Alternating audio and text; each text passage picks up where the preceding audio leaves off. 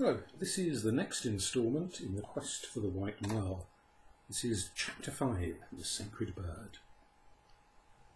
The scudding cloud that had hidden Conrad from the angry geese was joined by others now. The great dark banks gathered across the sky. The sea looked grey and turbid, and the wind muttered of shipwrecks and a ruined lighthouse farther south. Now that the sun had hidden himself, the air was bitingly cold, and not even his warm feather tunic could prevent Conrad from shivering. The hiss of the wild geese still filled his ears, and though he dreaded the coming storm, he felt that anything would be better than to return to Gooseland.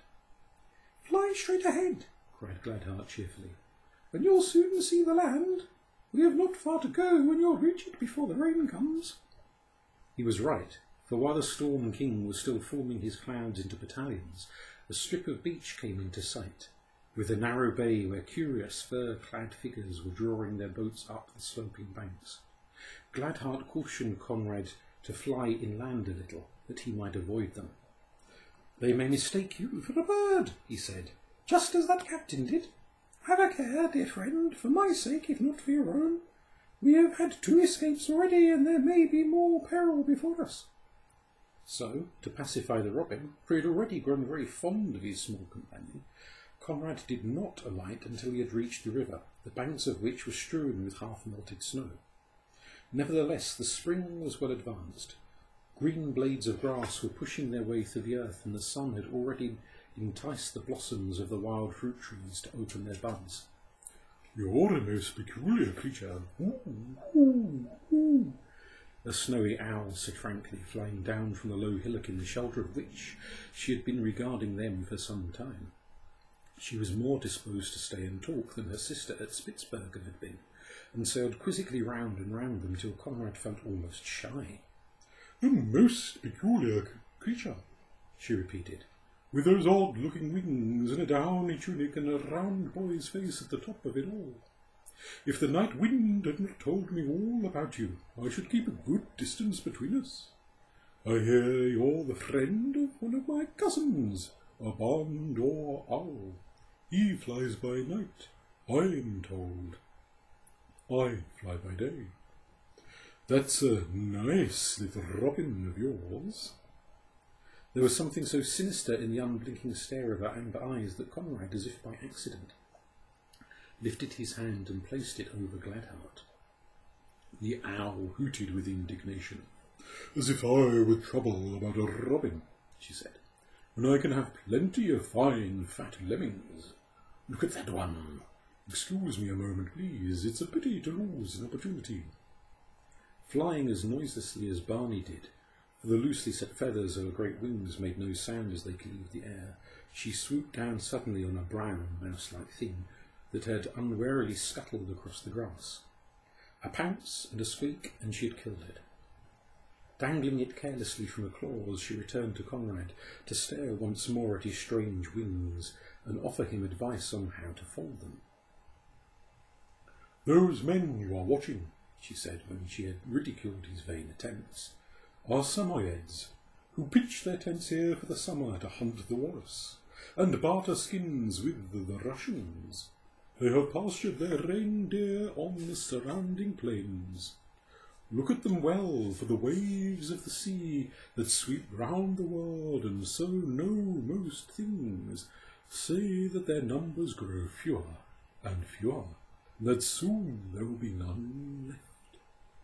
They were driven northward by the Turks, and at one time much land belonged to them in these Arctic climes. But now they are dying out, just as birds and animals do in different countries, where they are either destroyed by man or cannot live under changed conditions." Conrad thought with a pang that perhaps this was what had happened to the White Merle. But before he could ask the snowy owl if she knew anything about one, she had remembered her domestic duties and flown away. The Samoyeds had come nearer the river now, as if to replenish their water pots before the storm. Conrad, whose eyes had grown almost as keen as the golden eagle's, could see them plainly now. They were little and dark, somewhat as Sigmund the Lapp had been, and clad in the same rough skins, but their yellow faces were very dirty and their narrow eyes were as dull and lifeless as muddy water. Neither he nor Gladheart was anxious to make their acquaintance, and as they approached he flew high over their heads, not even waiting to explore the conical tents that were their sleeping places. The snowy owl had told him of a snug little cave still further inland, and here he and the robin kept each other company while the storm spirits raged about them, and a deluge of rain drove every other bird to shelter. Gladheart had many stories to tell, so the time passed quickly. By noon the storm was over, and Conrad spread his wings again. "Fly very high," urged Gladheart, who wished to have a bird's-eye view of the country, that he might direct him how to go. Conrad obeyed and soared to such heights that the river was only a winding thread of silver, and the huts of the Samoyeds small black specks. Up, up he went, under the great blue dome of the sky, through snow-white clouds that sailed along as if they had all the day before them, and currents of warm, soft air that ruffled his curls as if they loved to touch them.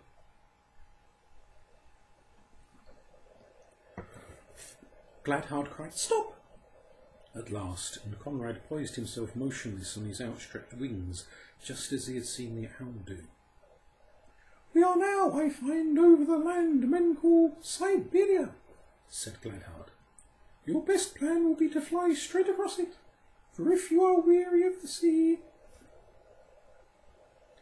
later on we can make our way to Japan, for one of the crows we met in Norway told us that at Nishima, the island of shells, there dwells a bird whose song is said to be of great beauty, and who can tell whether this may not be the fair White Merle?" So Conrad flew on for many hundreds of miles over great marshes or ermines, on which even bears dare not venture except when they were frozen.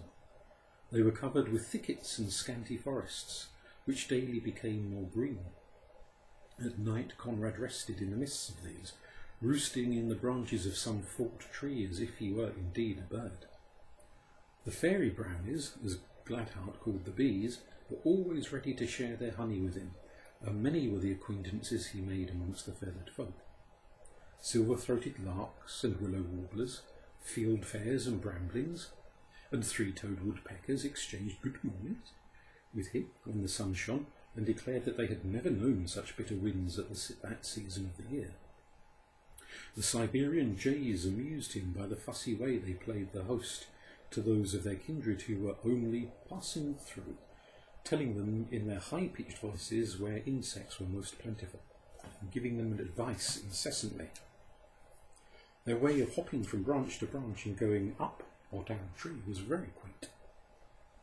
And Conrad noticed that when the shape of the tree would not let them do this, they ran up the trunk in the comical fashion of woodpeckers. Their flight, however, was very graceful. They sailed through the air as silently as the owls, fully extending their wings and tails before alighting. When the serious business of love-making began, they had an astonishing number of tricks for showing off their brilliant plumage, and Conrad had much ado to keep from laughing.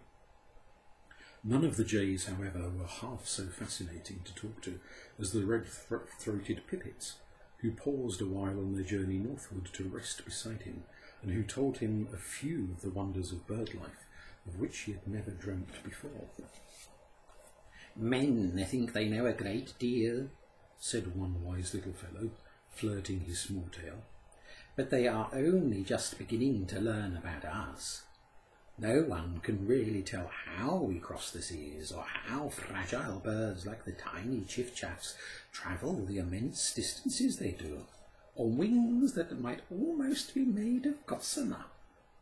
Some folks believe that many of our flight lines, as they name the air paths through which we fly to our summer and winter homes, are more than 10,000 feet above the earth. But this is only guesswork, for no one has ever seen us. Even you will not learn all our secrets, and you must always remember that your wings are love wings, and it is the good wishes woven in with them that carry you so far." This was a very long speech for such a small bird to make, and as if afraid that he had said too much, he hid himself amidst his comrades. Shortly afterwards the whole flock of pipits resumed their journeys, and feeling it was time that he too went on, Conrad took the opposite direction. A brilliantly coloured Siberian pipit, who had a long hind claw like that of the meadow pipits at home, but was longer and more slender, made friends with Gladheart at Conrad's next stopping place.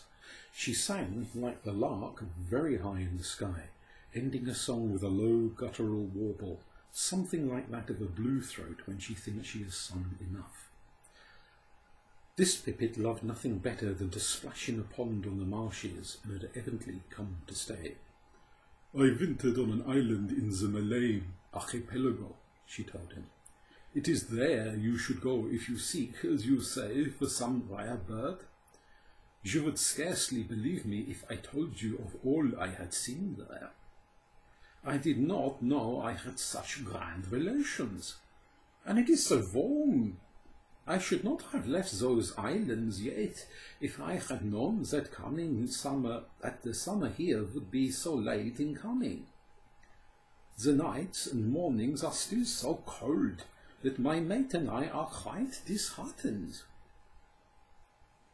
But the very next day a warm south wind melted away the remaining snow from the vast tundras, the great wide plains that seemed to stretch unendingly.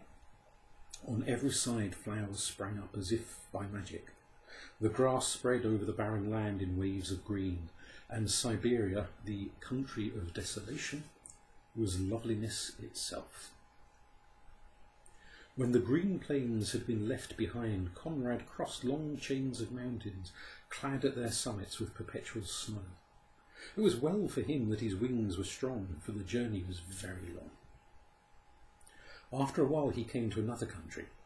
He knew that this must be so, for the faces of the men at work in the fields were quite different from those of the bearded Russians, and their language sounded stranger still as he caught fragments of their speech in flying over them. Warned by experience, he was careful to keep out of their reach, and always avoided towns and villages. One day he was very weary. He had crossed another mountain range, when far below him he saw the sheen of an azure lake, a lake so purely blue in contrast to the whiteness of the surrounding peaks. It mirrored that it seemed like a beautiful mass of turquoise in a border of snow. Even in the calm of a perfect day its waters rocked with a deep swell, and leapt into waves at the faintest rustle of a breeze. "You should see it when the wind blows," chirped a friendly thrush, hopping out of a dense thicket of flowering shrubs. "The waves are so angry that a boat would be capsized, and no one dares to cross Lake Guru until the ice has chained its waters. The Chinese call it the Blue Lake, and the wind loves it. On mountain nights she splashes it against the shore until the spray is like a shower of pearls." A vigorous chirping from a bush of honeysuckles interrupted him. "Gossiping as usual. What about that one?" twittered his mate, who was sitting on 4 smooth eggs, and she beckoned him back into the bush with much asperity. Far away down the lake, Conrad could see a large island on which an old grey building stood in lonely state. A group of animals was feeding close to its portals. He wondered what these were. The robin was obliged to own he did not know.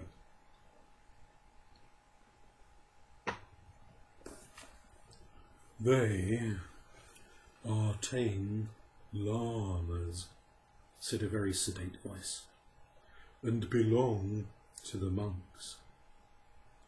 Except for the sacred bird, the monks have no other companions, for they live apart from their fellow men. No one visits them, and only once in the year do they cross to the mainland for food. I watch them when the lake is frozen, and their faces are very grim. But will you tell me what you are? I cannot recall having met you before." Conrad thought that he had never seen such a splendid bird as this golden pheasant, and while he explained to him that he was just a boy with wings, his eyes feasted upon him with delight. His crown and his crest were flaming yellow, his nape plumes orange with blue-black bars, and the rest of his feathers a mixture of dark green and vivid purple, with dazzling gleams of scarlet and gold. "I wish you success," he said, when Conrad had told him the object of his search. "But I don't think you will find a white merle in Mongolia. You hoped that she might be the sacred bird of the monks. Well, go and see. You'll know directly you hear her voice." And he strutted off into the thicket as if he had had a private joke of his own which afforded him much amusement. The robin tried in vain to persuade Conrad not to cross the lake.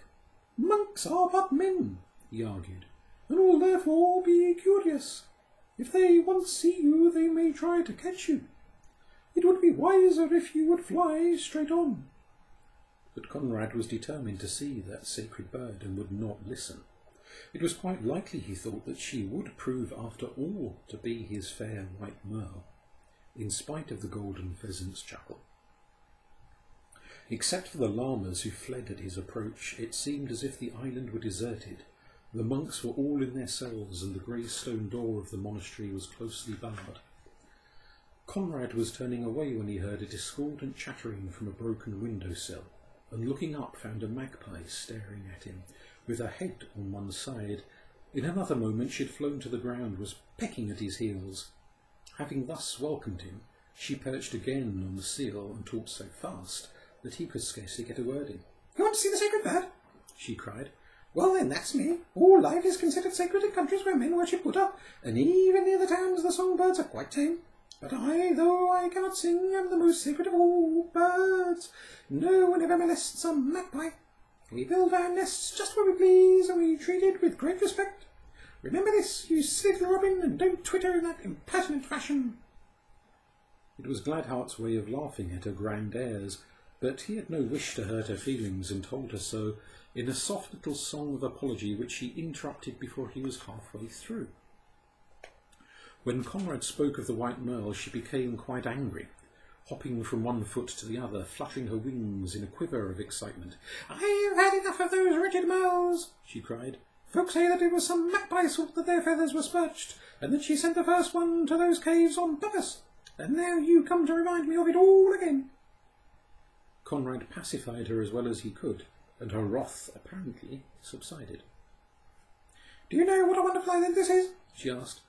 "It is supposed to have been dropped from the sky by a mysterious bird, and but for his forethought in thus blocking the great abyss through which the waters of the earth were welling, the world would have been drowned. That's what they say, you know. It may be true, and it may be not. Follow me, and I'll show you something." She led them to the back of the building, still chattering at the top of her voice. "Look down, just before you," she said. As Conrad bent his head, he felt his neck encircled by something rough, and turning round he found himself caught in the toils of a strong lasso. One of the monks had stolen up behind him, and thinking him some rare and unknown bird, just as Gladheart feared, had thrown the rope used for tethering the llamas over his head. The magpie chuckled with glee as Conrad struggled to escape. "I hope they roast you," she cried wickedly, her black eyes twinkling with mischief. Conrad feared nothing worse than imprisonment, though this was bad enough. Finding it useless to struggle, for the fat old monk had the other end of the rope, he did his best to tell him who he was. The monk did not understand a word. "Hear its strange cries, brother," he said to another monk. "It is a kind I have never seen before, a most rare bird. Beak it has none, and its face is human. I fear me it has a very evil nature." "It might not prove unfit for food," said a third brother, who looked remarkably thin. "I could fancy a change of diet.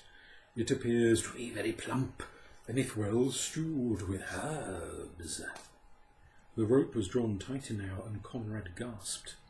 No one knows what might have happened next if Gladheart had not suddenly darted out from his hiding place on Conrad's shoulder and flown right into the face of the monk who held him prisoner, flapping his wings and giving vent to the shrillest notes of alarm and anger. The monk dropped the rope. Conrad's wings fluttered, and then, of their own accord, for he was far too breathless for any exertion, they lifted him rapidly and he soared away.